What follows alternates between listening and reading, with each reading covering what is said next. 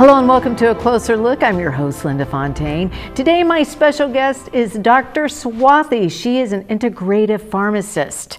Thank you for being here today, Dr. Swathi.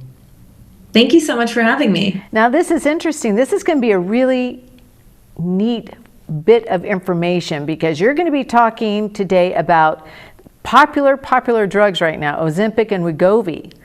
And you're going to tell us some of the side effects. Talk to me about this.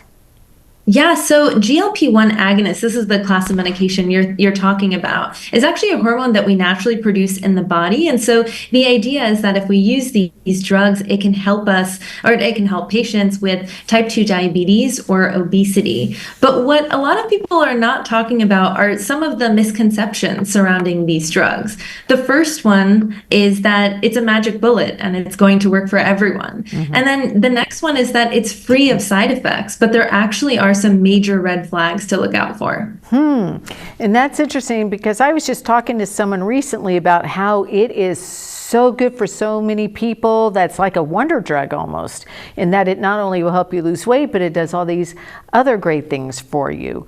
But you're telling me there's also things we should be more concerned about, and that's what I appreciate, because oftentimes we just hear one side. So talk to me about some of these red flags. You said there's like 4 of them that are critical, right?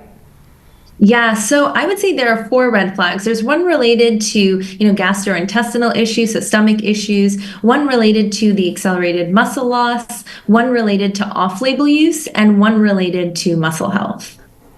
Well, talk to me about the first one. Talk to me about the gastrointestinal issues. Yeah, so, when people are taking this medication, one of the top side effects is issues with your stomach. So that could be nausea, vomiting, constipation, diarrhea, and potentially issues with the stomach not emptying properly. And that could lead to chronic digestive problems. All right. So do you see a lot of this? I mean, is it just rare, or is this more common than we think and they're just not giving us this information? So it is more common than we think. And so it's just surprising that people are not talking about this. But they're also, the red flag that I'm most concerned about is the accelerated muscle loss. Yeah, talk to me about that, because people are working out, they're trying to lose weight, so they're still losing muscle even though they're working out because they're taking the drugs, or how's that working?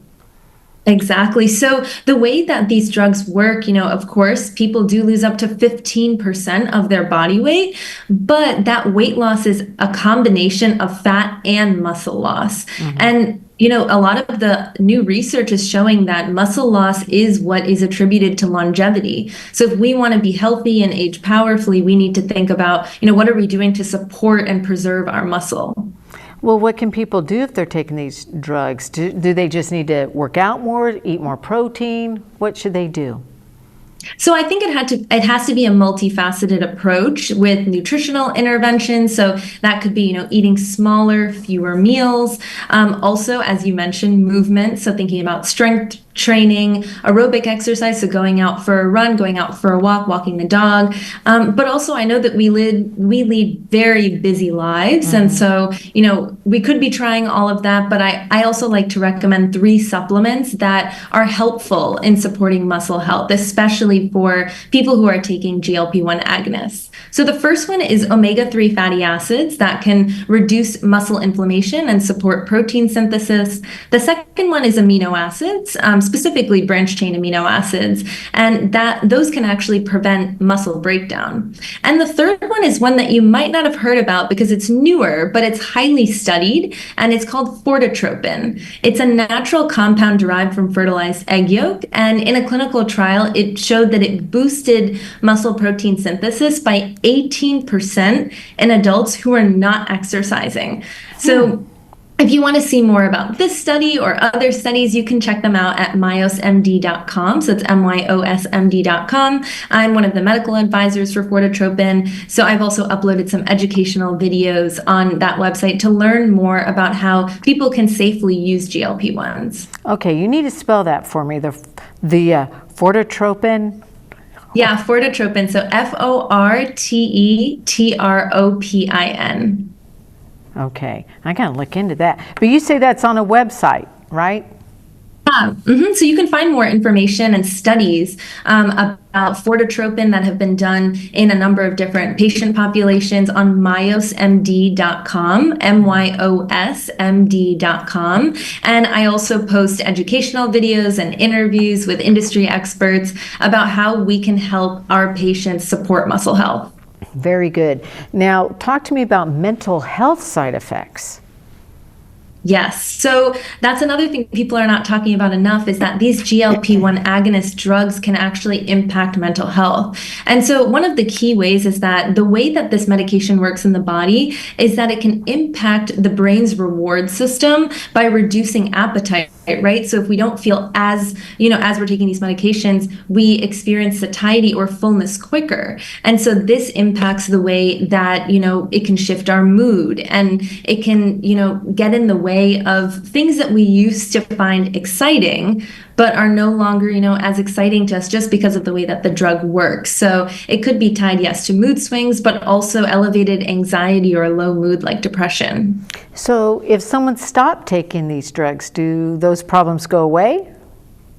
So they could, but the thing is, GLP-1 drugs, as they currently are FDA approved, are meant to be taken long term. So the idea is that you don't take them and then stop them once you hit your target weight, for example, because there's also a phenomenon called rebound weight gain. And so once people have stopped taking the drug, they're gaining back the weight and sometimes even more, in addition to, some of these mental health issues. So the rebound, is it just because you're so used to taking the drug that your body just kind of reverts back to the way it was and you just have these cravings, or is that something that is a side effect of the drug? So it's because of the way that the drug works. If you're taking it for a long time, you're teaching your body, you don't need as much food, you're full enough on this. But once you stop taking the drug, you go back to the way that you used to eat, or the way that you used to feel hungry. And so it's just the drug is kind of substituting in for this hunger. And then after, you go back to the way it was before. Well, can you give us some recommendations? What can we do instead? Yes. So instead of taking the GLP-1s, is that what you're asking? Correct.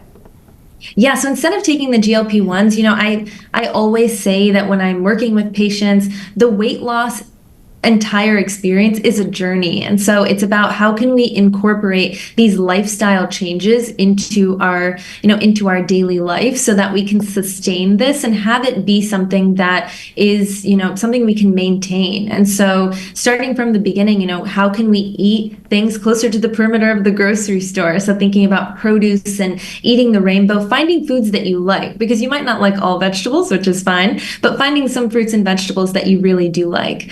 And then thinking about what movement you really like. Again, like some people love HIIT training, some people love, Pilates. It's trying to find what you really like and what resonates with you, and creating that more personalized approach with which, as an integrative pharmacist, that's something I'm really passionate about, is helping patients figure out what is going to work best for them and help them achieve their specific treatment goals. Well, we have about 2 or 3 minutes left. Is there any last little pearls of wisdom or information you would like to concentrate on or make sure we understand regarding this? Yeah, so that weight loss is, something that's not going to just happen overnight. It's something that we need to all work towards. And if you choose to take GLP-1 agonist drugs, I don't think there's anything wrong with that, because for some patients, it is the right choice. It is only FDA approved for certain patient populations. So make sure to talk to your healthcare provider to see, is it the right choice for you? And then if you two decide as a team that it is the right choice, think about what you can do to support your health, and more specifically your muscle health, with thinking about supplements like omega-3s and fortotropin, but also thinking about how you can eat better and keep up your movement in a way that excites you. Very good. And one last question, where can we find more information? What is that website again? Yes, so if you want to find more information about the studies that I mentioned today, or just learn more about how to safely take GLP-1s, you can go to myosmd.com. So that's myosmd.com. Very good. Thank you so much, Dr. Swathi. That was a lot of good information. Thank you so much. Thank you so much for having me. You're welcome. And thank you for joining us. This has been A Closer Look.